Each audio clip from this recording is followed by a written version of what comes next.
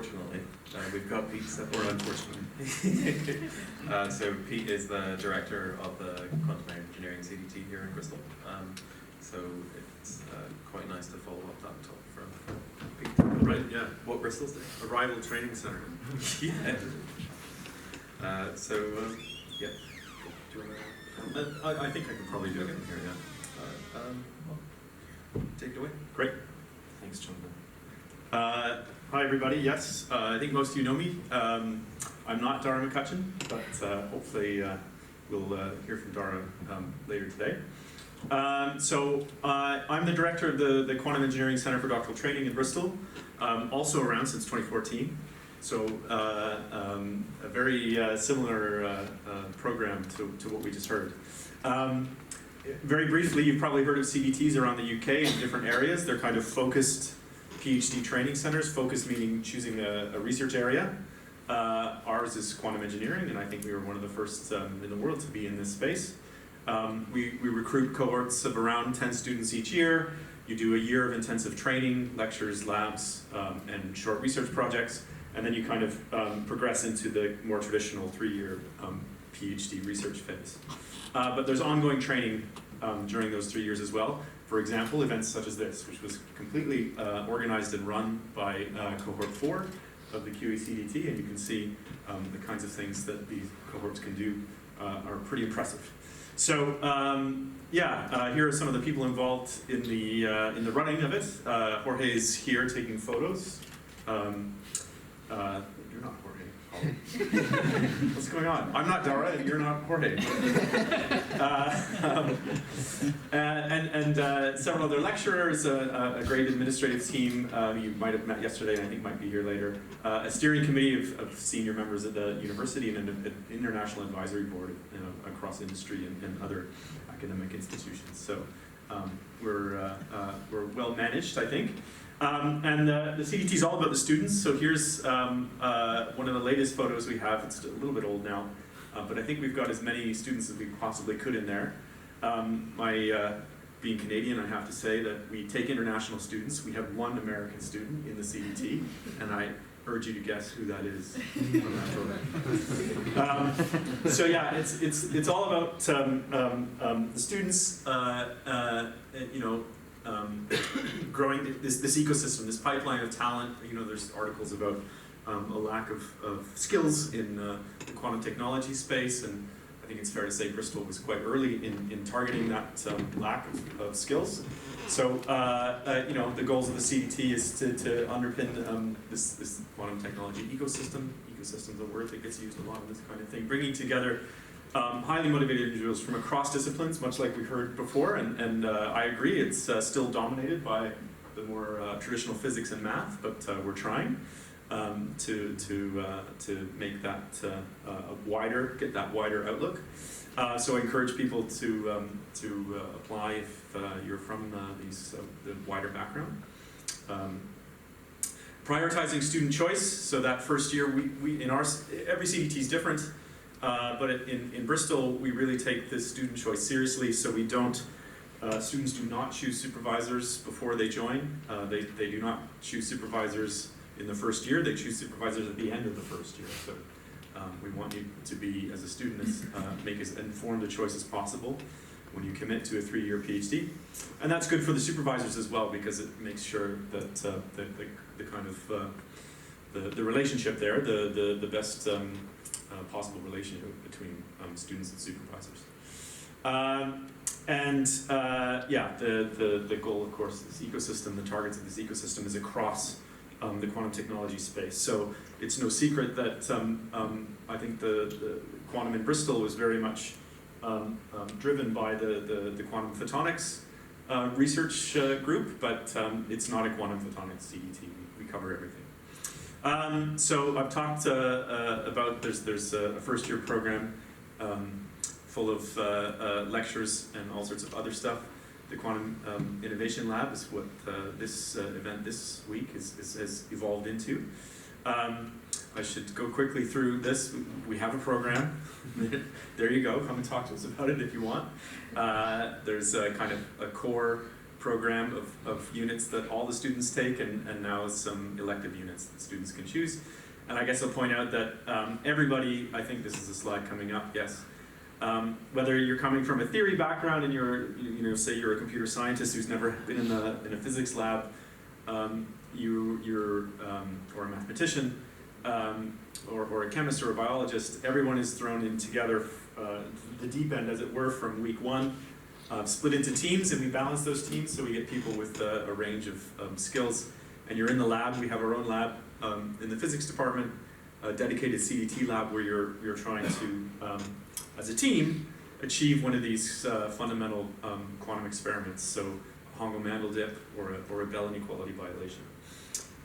So yeah, I mean, as quantum engineers, we feel like everyone has to have some experience across all of the areas.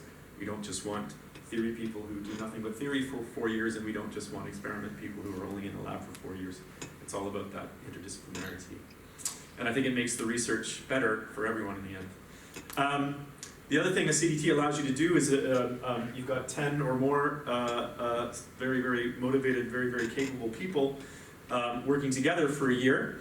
So it allows us to do a kind of what we call a grand challenge or cohort project. And this sounds similar to maybe a little bit like the Blue Sky project we heard earlier. And this is a year-long project that the students choose over the first month. Basically, pick a grand challenge in the quantum technology space, and then propose what you're going to do about it to the management team. And after a very biased vote every year, we decide on what that cohort project topic is going to be. And cohort 1, you can still find their quantum machine learning. This is several years ago now, but you can find cohort 1's quantum machine learning report on the archive. Just been cited, I don't know, Stash? Thousands of times? 30. Lots of times. But I mean, the point is that it's something, they're very early, very forward-looking from 5 or 6 years ago. And there's been several other cohort projects, and they vary from websites to reports, handbooks, and in fact, last year, cohort 5 went out to public schools and delivered some quantum training. And cohort 6 is working on a quantum game right now, and this is a graph program that they've written for some optimization ideas they have for an optimization game that they're working on. Beyond year 1, so after the first year of training, you choose your PhD supervisor and project, and off you go, but there's still lots of CDT goodies to keep you involved. Maybe I'll highlight here for our industry guests that there are industry secondment internship support through the CDT. If it made sense for a student to spend a few months with an industry partner or an academic partner somewhere in the world, we can certainly have that conversation. And there's events like this every year, this now Careers in Quantum that the students organize. So a few examples of projects, and I'll note that it seems to be a little bit biased towards Dara's students, the next few slides here. Can't imagine why. But this is our CDT student, Oliver Thomas, cohort 5? 4. Of course, you're involved in this thing. Sorry.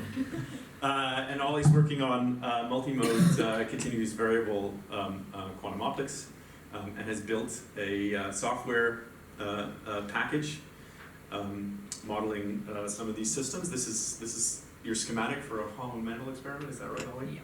So I guess you can go around and play with this kind of thing and play with the inputs and the outputs. So Dara and Ollie are working on this kind of stuff. So there's an academic example of an academic project that CDT students working on. Frederica's also here, I think. No, she's manning the ship. Frederica's working on kind of hacking QKD systems here in Bristol, and I know she's been was it in Russia as well, talking to some of the hackers, the quantum hackers over there in her PhD project. David Iverson is a CDT student who's working with Hitachi, who we heard from yesterday, on solid-state qubits and their systems out in Cambridge. And we've even snuck a non-quantum engineering CDT student in here, Chloe is from the Condensed Matter CDT, I believe, in Bristol. But just an example of how, you know, there's a big community of CDT students, both in Bristol and around the UK. And she's working on photon sources with the collaborating with a group in Imperial, I think Alex Clark's group in Imperial. So just some examples of the kinds of projects that people in the CDT work on. As I mentioned, there are many other CDTs, and the one that's closest to us in spirit is probably the Delivering Quantum Technology CDT at UCL, and in fact we work together during the year for certain events. We have industry trips and things like that. So they have a similar remit. But there are other CDTs, I think Dara's picked out a few here around the UK that are closely linked, and there are far more than this.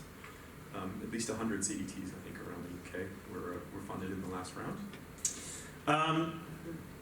Where might you go after graduating as a quantum engineer? So Dara's kindly gone and done the geography for us. Although I'll point out that Matt Day is in Waterloo, not northern Minnesota. Can't help myself.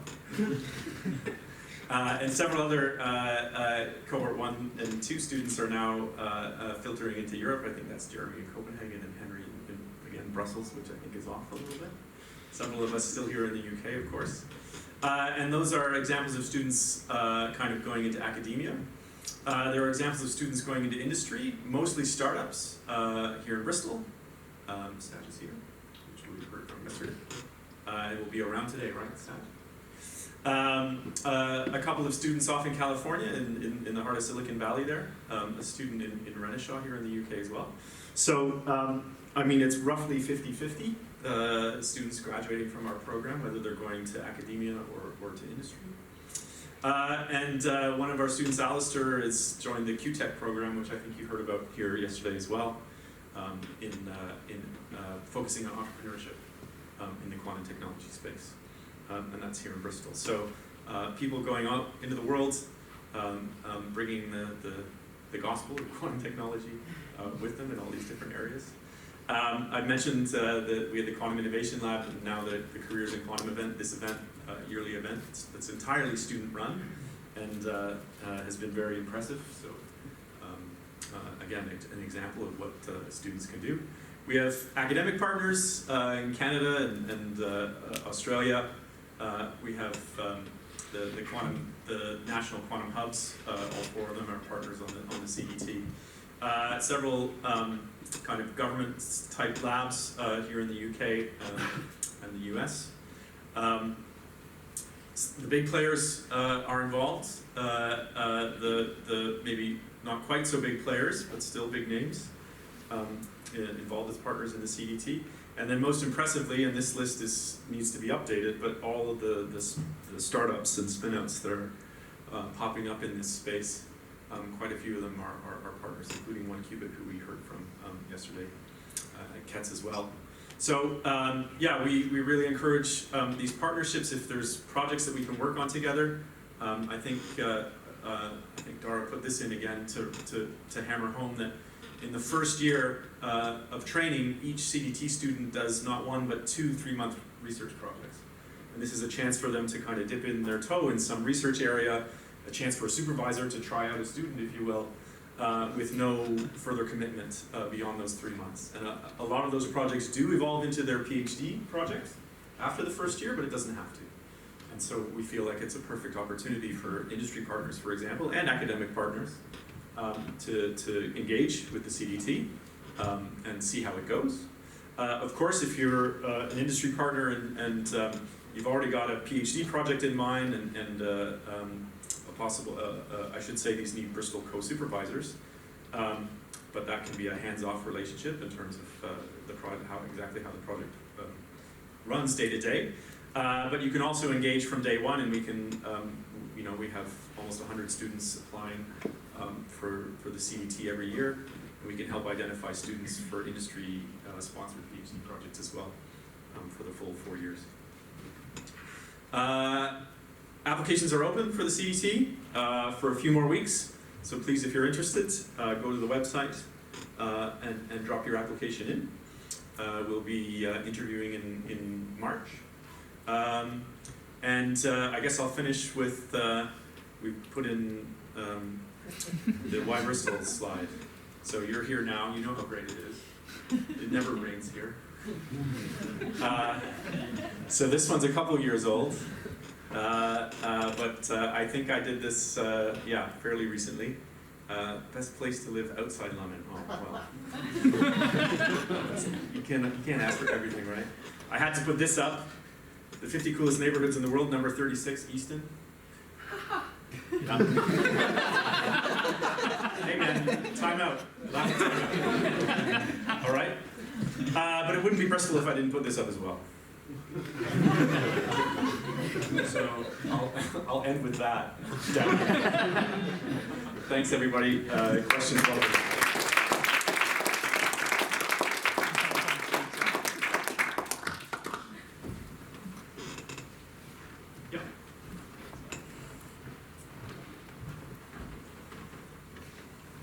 Thanks.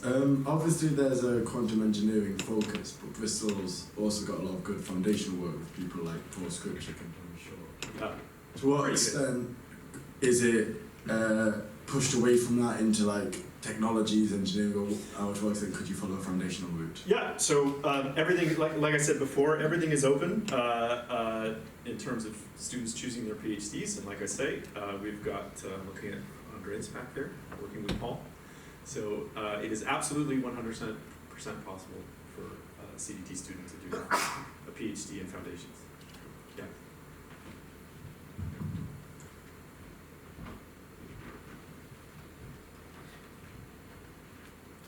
Just what do you think is the biggest difference between someone who would take a position in your CDT against something more traditional, like a traditional supervisor? Great question. Yeah. So I think something, I said we have a lot of applicants, and it's a very, very, I like to think, thorough process in choosing who should join. We're not just choosing individuals, we're choosing a cohort, and that's involved. So I think it's fair to say, if you use the word traditional, and I'll use it as well, if you're looking for a traditional PhD where you've got a really clear idea of what your research is going to be, this goes to the foundations thing maybe as well. You're not interested in technology, you're saying, I want to get into the heart of quantum mechanics, then maybe the CDT is not for you, and maybe you should be searching out. And in fact, we say this to some of the students that we interview.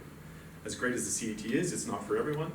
So I'm not trying to discourage people from doing that. I hope that people in the more traditional areas do think, I think it's fair to say, that there's a lot going on that you probably want to pay attention to. Maybe people who are a little more curious, someone coming from less of a strong quantum background who's trying to get into the area, that's really what we're focusing on. But again, it's open to everyone, and applications are taken from everybody, and we like to talk to everyone. There's a question here. Yeah. Oh, two.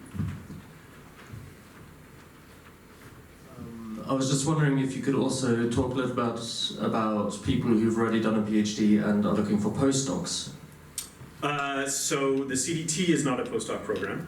QTech is a fellowship program, but again, it's focused on entrepreneurship. So it's people who have kind of commercialization ideas, looking for that complementary commercialization training, which I think, as we heard from Andy yesterday, they do an incredibly good job. At that point, it's kind of the CDT's job is done. You've graduated and off you go.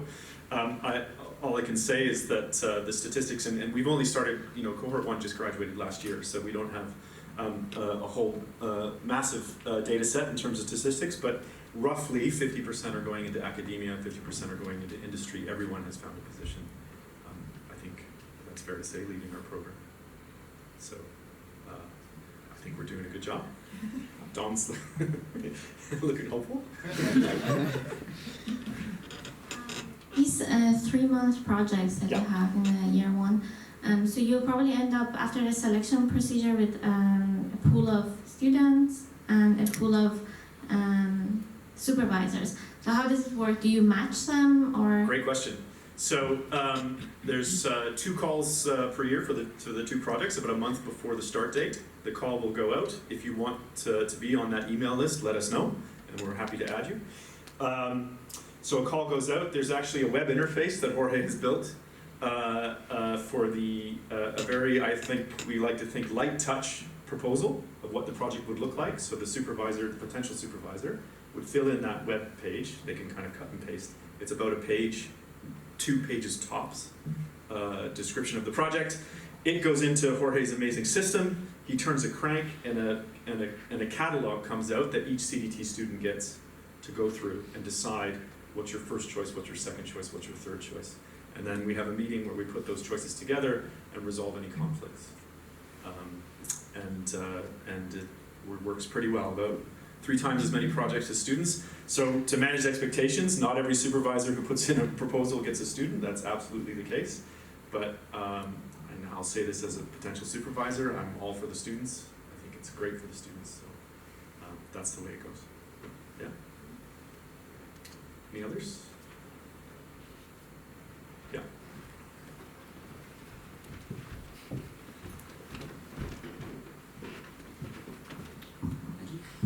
You mentioned there was support for companies and startups to host a student as a secondment. Could you tell us a little bit more about that? Yeah, so I can't be very specific. It's not prescriptive. It's case by case.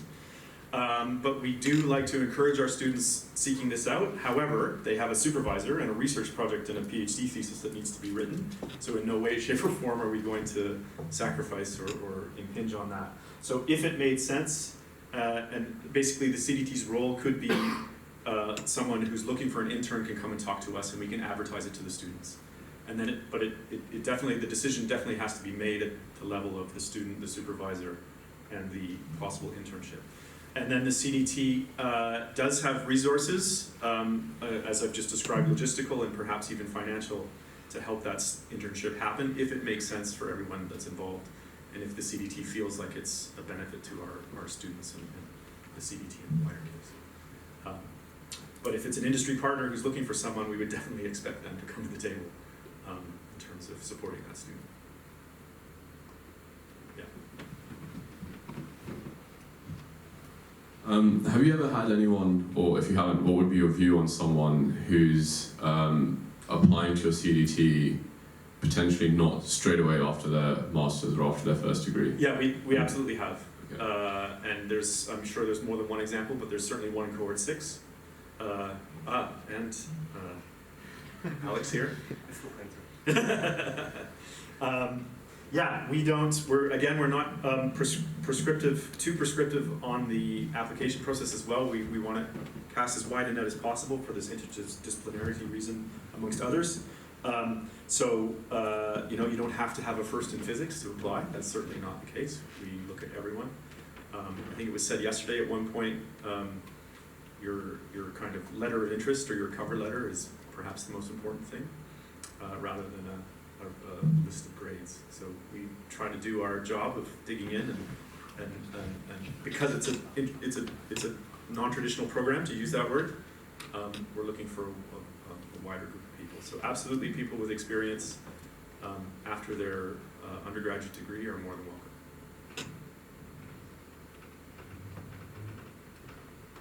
One more? Okay. I think we're okay. Yeah. It's again about the first year's projects.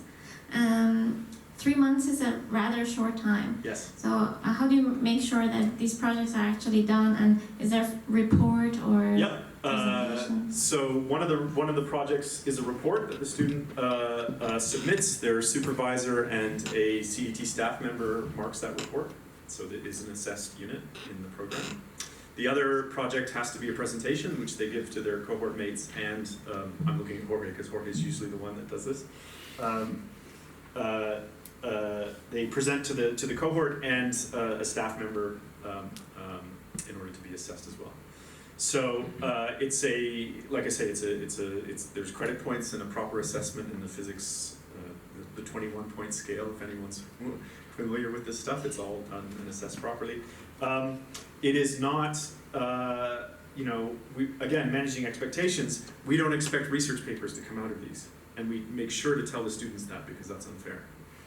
It's about experience and about making more informed choices after the first year in their PhD level. And if that discourages supervisors, so be it. We're focusing on the students here. Yeah?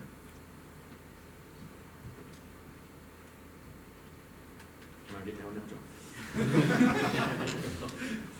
Thanks.